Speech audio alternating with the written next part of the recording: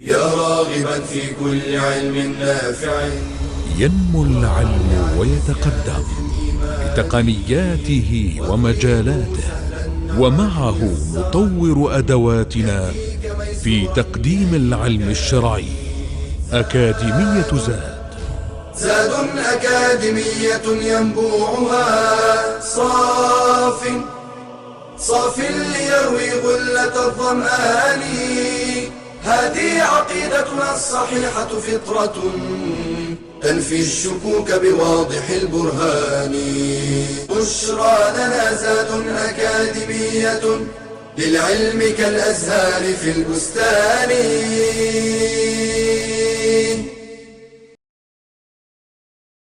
السلام عليكم ورحمة الله. الحمد لله رب العالمين، والصلاة والسلام على أشرف المرسلين نبينا محمد وعلى آله وصحبه أجمعين. With the last class in Islamic Creed level 3 and the means for us to be protected and others to be protected from al-ilhad or atheism. And as we heard, this is part of the way that and the time that we live in, that people more interested into their own self and their own desires, and this is their concern, how to fulfill their desires in the most ultimate way. And this is what led people, they don't want to have any authority over them. They want to, whatever they feel like doing something, then let them do it. And this is not how Allah subhanahu wa ta'ala created us. And they have limits. Would they then allow for people, if I see a car that I like, can I just go take it from its owner because I feel like it? Of course, they would forbid that, and they will put you in prison if you do so. Why? Because it's something that is very obvious. So the same thing when it comes to this notion of following one's desire. So how to protect oneself from such an evil thing is to recite the Quran. The Quran is the final revelation from Allah, the saved, the miraculous words of Allah, the ultimate truth that has not been tampered with. We're living at a time where people are more misinformed and less informed than any other time, because the deception and the lies are all over the place. And Iblis, he knows exactly how to work these types of matters. But the truth that is in the Quran saves the people from all of this deception. So usually when someone have these types of doubts, I would always tell them, have you read the Quran from the beginning to the end? Read it, reflect upon it, and see what it says. أولم يكفهم أن أنزلنا عليك الكتاب يتلى عليهم إن في ذلك لرحمة وذكرى لقوم يؤمنون. Isn't it sufficient for them that we brought down to you, O Muhammad sallallahu alaihi wasallam, the book that is recited unto them? Indeed, and that is a mercy and a reminder for the people of those who believe.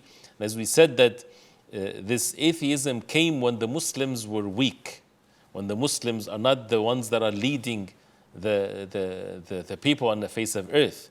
And as a result of that, when, as we said, the distortions in Christianity and so on made the people turn off from religion whatsoever. But this is not the same in the religion of Islam. The Quran is not the same as the other books. This corruption in the other books does not exist in the book of Allah. Read the Quran and reflect upon the meanings of it. You would see the truth clearly there when it comes to even the evidences of the existence of the Creator of the heavens and the earth, as the verses that we talked about before, and reflecting and guiding us to look into the signs from Allah subhanahu wa ta'ala. وَفِي الْأَرْضِ آيَاتٌ لِلْمُوقِنِينَ. In the earth there are signs for the people of certainty. وَفِي أَنفُسِكُمْ. And in your own selves are evidences. أَفَلَا تُبْصِرُونَ. Should you then see? And many verses that talks about this. And we talked about some of them. And remember the verse in Surah At-Tur, because no one can ever oppose that whatsoever. أَمْ خُلِقُوا مِنْ غَيْرِ شَيْءٍ أَمْ هُمُ الْخَالِقُونَ. Were they created from nothing, or are they the creators? They're not the creator, and they're not created from nothing, because nothing does not create. So the only natural answer is there's a creator of the heavens and the earth.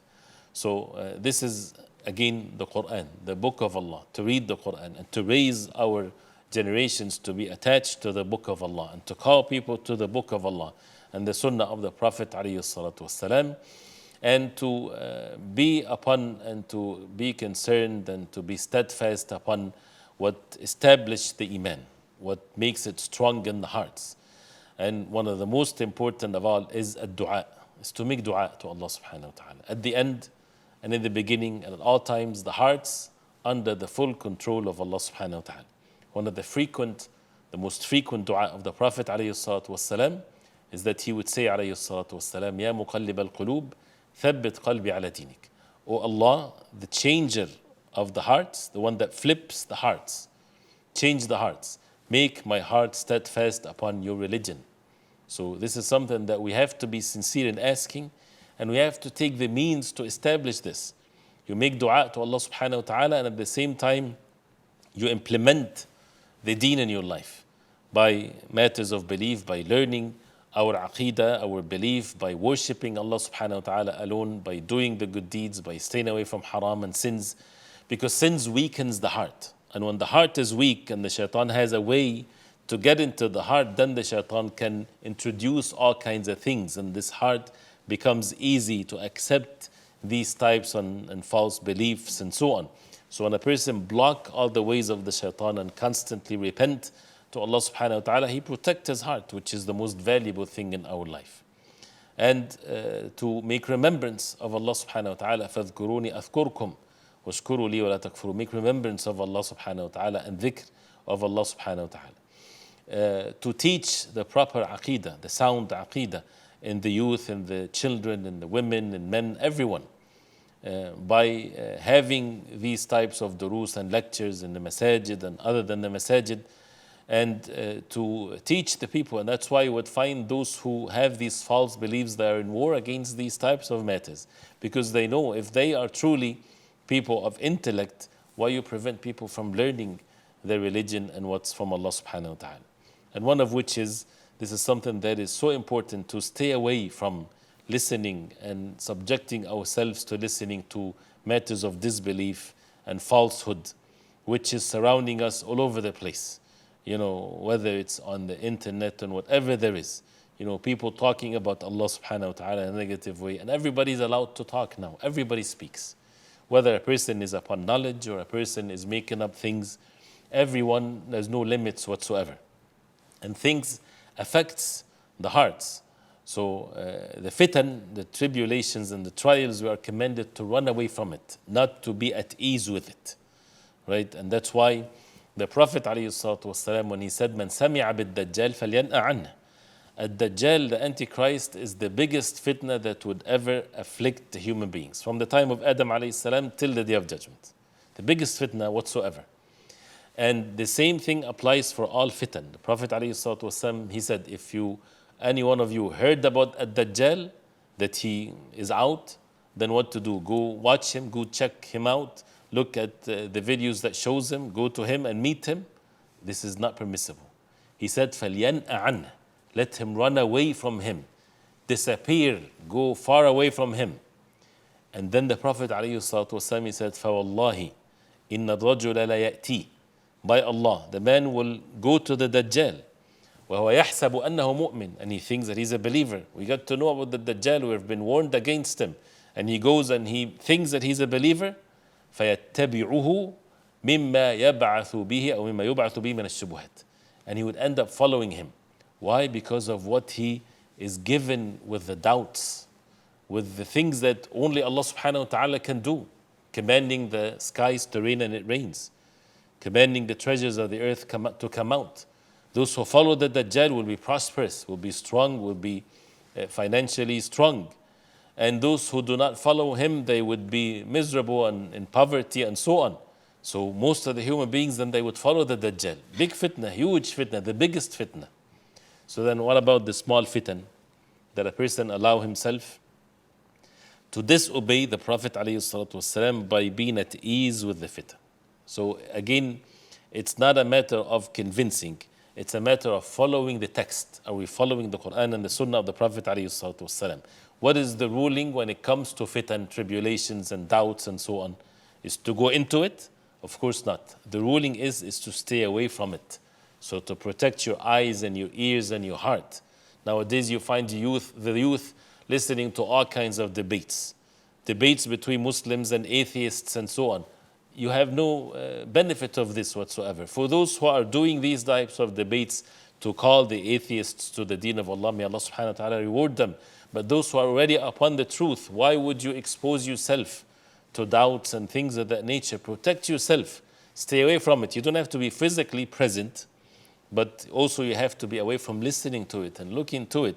It's a very alarming and a sad thing that you would find many of the youth, they would listen to this and they would look at this, Muslims, where they're supposed to be away from that. And that's why the early generations of Islam warned us from these types of individuals and deviants and so on, to read their books, to listen to them, because the hearts are weak.